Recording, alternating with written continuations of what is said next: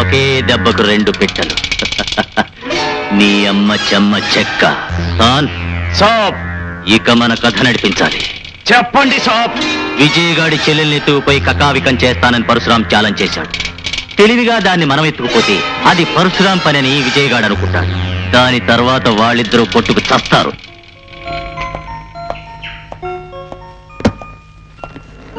లక్ష్మి, మీరు Ooty guest house లో దిగ్గానే నాకు ఫోన్ చేయండి. ఆశ, అక్కడ మీరు ఏ భయం లేకుండా ఉండొచ్చమ్మా.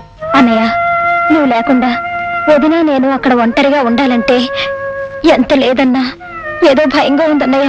పిచ్చి పిల్ల, నేనుండగా నీకు భయం ఏంటమ్మా? ఎలాంటి ప్రమాదం నీకు రాదు. నిజమేనమ్మా. ఏదన్నా ప్రమాదం వస్తే పోలీస్ ఆఫీసర్ కాబట్టి మీ అన్నయ్య గారు భయపడాలి గాని మీకెందుకమ్మా భయం? కుక్కుని నేనెప్పుడు భయపడలేదమ్మా. కాసేపు నువ్వు నోరు ముస్తావా? ఇక మేము బయలుదేరతామండి. ఆశా పదమ్మా. అమ్మా, మీ ఆరోగ్యం జాగ్రత్తగా చూసుకోండి అమ్మా. నీ వంట బాధ తప్పిందిగా, ఇక మా ఆరోగ్యం బాగుంటుంది. వస్తానన్నయ్య.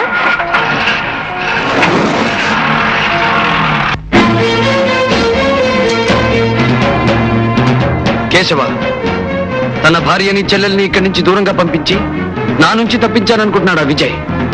కానీ అతని చెల్లెలు ఆశ ఈ ప్రపంచపు చివరి అంచుకు పారిపోయినా ఈ పరశురాం పట్టుకు తీరతాడు.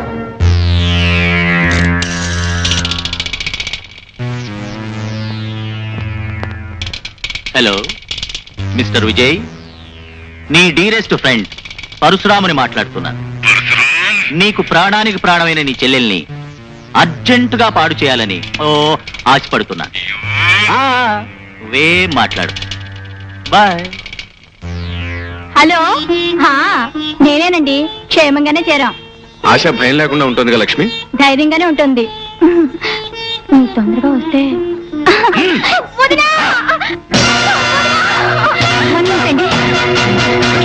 లక్ష్మి,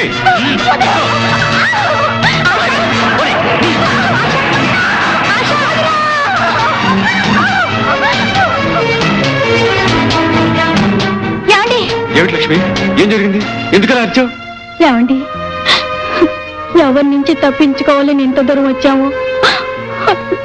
ఆ నీచుడు పరశురాం ఆశను ఎత్తుకుపోయాడండి. నువ్వేం కంగారు పడకు, నేను వెంటనే బయలుదేరి వస్తున్నాను.